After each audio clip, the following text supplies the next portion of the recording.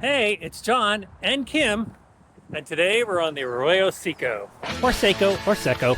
Everyone here says it a little differently, but it's one of LA's main waterways, although the water here is a little suspect. It's more like an aggressive Gooway.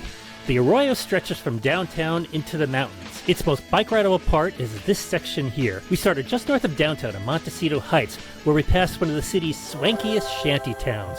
Riverside lodges built by homeless people that are so posh they made national news. Soon after this, you'll find yourself riding on the riverbed. Sure, there are some helpful warnings here and there, but most LA river bike paths are above the waterways looking down. This one just cuts through the bottom, both the dry and not so dry parts. And then the concrete path suddenly becomes a bunch of concrete rocks. If you head up the ramp, look for this horse and you might just find more path. It's dirt at first, then paved, and eventually the river path is for horses only. So, we cleverly disguised ourselves as horses and continued upstream.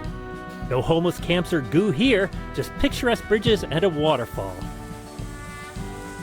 Oh, and a practice pond for fly fishing? We're definitely in Pasadena now, where the bike paths are called roseways, and they lead under these nice bridges to the Rose Bowl. We're still following our creek here, but there's a golf course in the way, with a really short fence and an ominous sign. How dangerous are those golf balls anyway?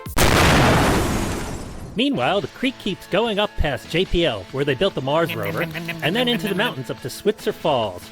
But the main bike path ends here, more or less. So, Scuzz Factor, high near downtown LA, almost none in Pasadena. Sights to see, homeless McMansion, gooey water, high horse, roseways, lots of cool bridges, Rose Bowl, and Martian hunters. This is the Arroyo Seco, or Seco, or Seco, or